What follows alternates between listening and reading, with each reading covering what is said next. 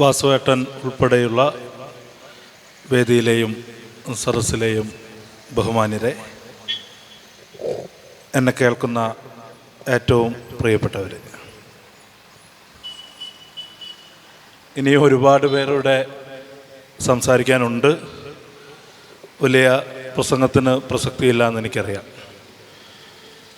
ഇന്ന് fraternity movement ഇത്തരമൊരു പരിപാടി സംഘടിപ്പിക്കുമ്പോൾ അതിൻ്റെ ശീർഷകം തന്നെയാണ് ഏറ്റവും കൂടുതൽ, ഏറ്റവും ഉച്ചത്തിൽ സംസാരിക്കുന്നത്.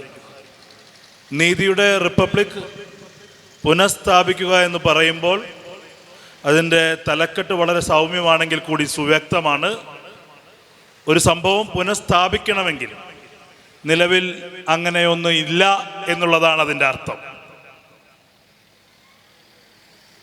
പ്രത്യേകിച്ചും ഇന്നത്തെ ദിവസം റിപ്പബ്ലിക് എന്ന ആശയത്തെക്കുറിച്ച് നമ്മൾ ചർച്ച ചെയ്യുമ്പോൾ, ഇന്ത്യ ഒരു റിപ്പബ്ലിക്കായി പരിണമിച്ച നാൾ വഴികളെക്കുറിച്ച് നമ്മൾ സംസാരിക്കുമ്പോൾ നമുക്കറിയാം, നമ്മൾ നിർമ്മിച്ച നമ്മുടെ ഭരണഘടനാ നിയമനിർമ്മാണ സഭയിൽ എന്തായിരിക്കണം ഇന്ത്യയുടെ ഒരു റിപ്പബ്ലിക്കിൻ്റെ മാതൃക എന്നതിനെക്കുറിച്ച് നിരവധിയായ വ്യത്യസ്തങ്ങളായ അഭിപ്രായങ്ങളുടെ ഏറ്റുമുട്ടലുകൾ നടന്നിട്ടുണ്ട്.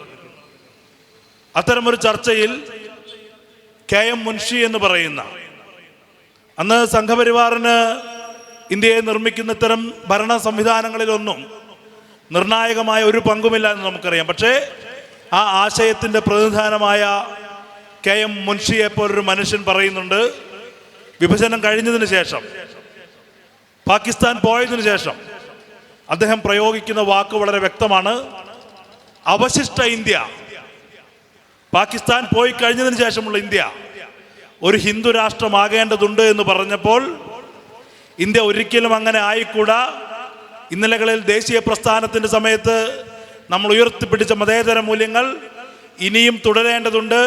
ഇന്ത്യ ഇന്നൊരു മതേതര രാജ്യമാണ്, നാളുകളിലും അത് അങ്ങനെ തന്നെ ആയിരിക്കണമെന്ന് നമ്മുടെ ഭരണഘടനാ നിയമനിർമ്മാണ സഭ നമ്മുടെ രാഷ്ട്രത്തിന് കൊടുത്ത ഉറപ്പായിരുന്നെങ്കിൽ ആ ഉറപ്പാണ് പല ഘട്ടങ്ങളിലായി ലംഘിക്കപ്പെട്ടുകൊണ്ടിരിക്കുന്നത്.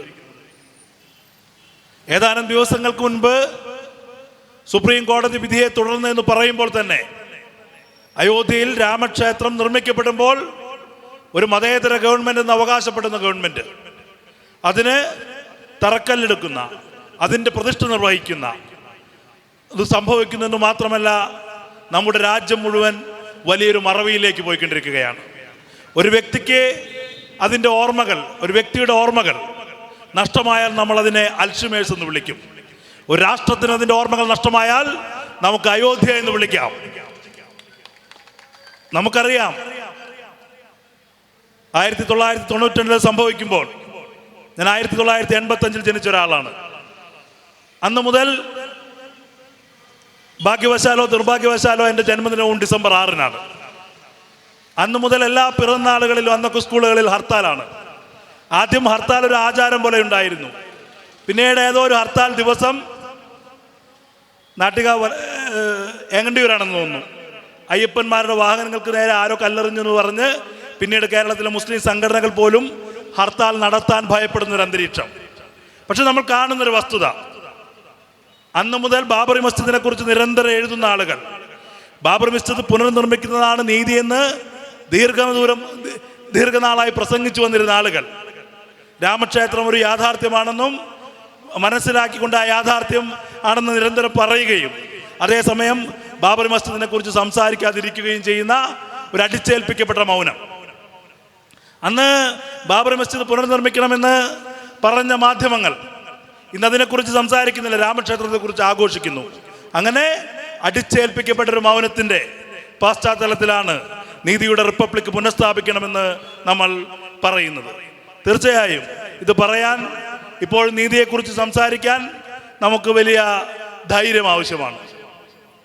ബാബറി മസ്ജിദ് എന്ന യാഥാർത്ഥ്യത്തെക്കുറിച്ച് ഒരു കോടതി വിധിയുടെ ഇതിൻ്റെ മറവിൽ ഇവിടെ രാമക്ഷേത്രം നിർമ്മിക്കപ്പെടുമ്പോഴും നമുക്കറിയാം, ആ കോടതി വിധിക്ക് പോലും പറയാതിരിക്കാൻ കഴിയാത്ത വിധത്തിൽ വളരെ സുവ്യക്തമായി കോടതിക്ക് പോലും പറയേണ്ടി വരുന്നു. അത്തരം ഒരു ബാബറി മസ്ജിദിലേക്ക് അതിക്രമികൾ ആക്രമിച്ച് കയറി അവിടെ ഒരു വിഗ്രഹം സ്ഥാപിച്ചുവെന്ന് ഈ ഹിന്ദുത്വവൽക്കരിക്കപ്പെടുന്ന ഘട്ടത്തിൽ പോലും കോടതികൾ പോലും പറയുമ്പോൾ നമ്മുടെ പൊതുബോധം, നമ്മുടെ മാധ്യമങ്ങൾ അതിനെക്കുറിച്ച് അടിച്ചേൽപ്പിക്കപ്പെട്ടൊരു മൗനവുമായി മുന്നോട്ട് പോകാൻ നിർബന്ധിക്കപ്പെടുകയാണ്. നമ്മളെ സംബന്ധിച്ച് ഹിന്ദു രാഷ്ട്രമെന്ന സങ്കല്പനത്തിന് 1920-കൾ മുതൽ തന്നെ ഇന്ത്യക്കകത്ത് അത്തരം ഒരു ആശയം ഉയർന്നു വരുന്നുണ്ട്. 1940-കളിൽ മാത്രമാണ് പാകിസ്ഥാനെ കുറിച്ച് ചർച്ച ചെയ്യപ്പെടുന്നത്. മുഹമ്മദ് ഇക്ബാൽ എന്ന് പറയുന്ന കവി പാകിസ്ഥാനെ കുറിച്ച് സംസാരിക്കുമ്പോൾ മുഹമ്മദ് അലി ജിന്ന പറയുന്നത് അതൊരു ഭ്രാന്തൻ കവിയുടെ കിനാവ് മാത്രമാണെന്ന് പറഞ്ഞിരുന്നെങ്കിൽ 20-കൾക്ക് മുമ്പേ ഈ രാഷ്ട്രത്തെ വിഭജിക്കണമെന്നുള്ള ഒരു പ്രവർത്തന പദ്ധതി, ഒരു ആശയം ഇവിടുത്തെ ഹിന്ദുത്വ ശക്തികൾക്കുണ്ട്. അതവർ നിരന്തരം സംസാരിച്ചു കൊണ്ടിരിക്കുന്നു. ഈ രാജ്യത്തെ വിഭജിക്കുന്നു. ഈ രാജ്യത്തെ വിഭജിക്കാനുള്ളൊരു വലിയ ഉപാധിയായി ഇവിടെ വിശ്വാസത്തെ ഉപയോഗപ്പെടുത്തുന്നു. അതേസമയം ഇന്നതൊരു കേവലം വിശ്വാസത്തിൻ്റെ പ്രൊജക്റ്റ് മാത്രമല്ല. അയോധ്യയിൽ പുതിയൊരു മൂലധനം ഉയർന്നു വരികയാണ്. ഹിന്ദുത്വ മൂലധനം ഉപയോഗിച്ചുകൊണ്ട് അവിടെ റിയൽ എസ്റ്റേറ്റ് പദ്ധതികൾ വരുന്നു. ആളുകളെ ഓരങ്ങളിലേക്ക് തള്ളപ്പെടുന്നു.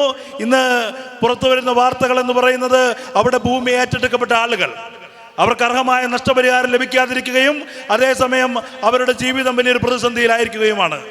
ഇവിടെ നരേന്ദ്രമോദിയുടെ സ്വഭാവത്തെക്കുറിച്ച്, നരേന്ദ്രമോദിയുടെ ഗവൺമെന്റിന്റെ സ്വഭാവത്തെക്കുറിച്ച് ഒരേ സമയം അത് മിലിറ്റന്റ് ഹിന്ദുത്വയെയും ഒരേ സമയം കോർപ്പറേറ്റ് ഫാസിസത്തെയും പ്രതിനിധാനം ചെയ്യുന്നു എന്ന് പറയുന്നതെങ്കിൽ അത് അക്ഷരാർത്ഥത്തിൽ തന്നെ നടപ്പിലാക്കിക്കൊണ്ടിരിക്കുന്ന ഒരു നയസമീപനങ്ങൾ നമ്മൾ കാണുകയാണ്.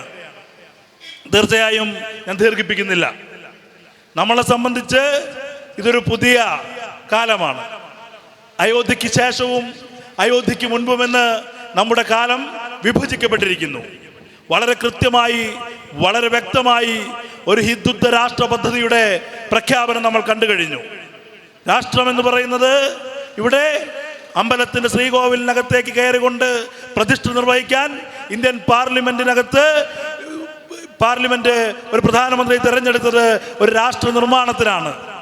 ദീർഘകാലമുള്ള ഒരു ഹിന്ദുത്വത്തിൻ്റെ ഇച്ഛ, ഒരു ഹിന്ദുത്വത്തിൻ്റെ ആഗ്രഹം നരേന്ദ്രമോദിയിലൂടെ സാക്ഷാത്കരിക്കപ്പെടുന്നു എന്ന് രാഷ്ട്രം ആഘോഷിക്കുന്ന സമയത്ത് അതിനെതിരെയുള്ള വിപരീത ശക്തികളുടെ ഇനിയുള്ള പ്രതിരോധത്തിൻ്റെ ഭാവി എന്തായിരിക്കുമെന്ന് നമുക്ക് വിചിന്തനം ചെയ്യാൻ കഴിയാത്തത്ര വളരെ ദുർഘടം പിടിച്ച ഒരു സന്ധിയിലൂടെയാണ് നമ്മൾ കടന്നു പോകുന്നത്. പക്ഷേ നീതിയുടെ റിപ്പബ്ലിക്കിനെ കുറിച്ച്, നമ്മുടെ ഭരണഘടനയെക്കുറിച്ച്, റിപ്പബ്ലിക് എന്ന ആശയത്തെക്കുറിച്ച്, അത് ഉയർത്തിപ്പിടിക്കുന്ന അടിസ്ഥാന മൂല്യങ്ങളെക്കുറിച്ച് നമുക്ക് നിരന്തരം സംസാരിക്കേണ്ട ബാധ്യതയുണ്ട്. അത് എല്ലാ റിപ്പബ്ലിക് ദിനങ്ങളിലും ആഗസ്റ്റ് 15 മാത്രം ആവർത്തിക്കപ്പെടേണ്ട ഒരു ദൗത്യമല്ല. നമ്മളെ സംബന്ധിച്ച് എല്ലാ ദിവസവും ഇതിനെക്കുറിച്ച് നിരന്തരം സംസാരിക്കേണ്ട ഒരു രാഷ്ട്രീയ സാഹചര്യം, ഒരു അടിയന്തരമായ കടമ നമ്മളെ ഈ കാലം അടിച്ചേൽപ്പിക്കുകയാണ്. ഞാൻ ദീർഘിപ്പിക്കുന്നില്ല. ഇത്തരമൊരു പരിപാടിക്ക് എന്നെ ക്ഷണിച്ച സുഹൃത്തുക്കൾക്ക് എല്ലാവിധ അഭിവാദ്യങ്ങളും നേർന്നുകൊണ്ട് എൻ്റെ സാന്നിധ്യം കൊണ്ട് ഇതിനോട് ഐക്യപ്പെടുന്നു എന്ന് മാത്രം പറഞ്ഞ് നിർത്തുന്നു. നിങ്ങൾക്ക് എൻ്റെ നന്ദി, അഭിവാദ്യങ്ങൾ.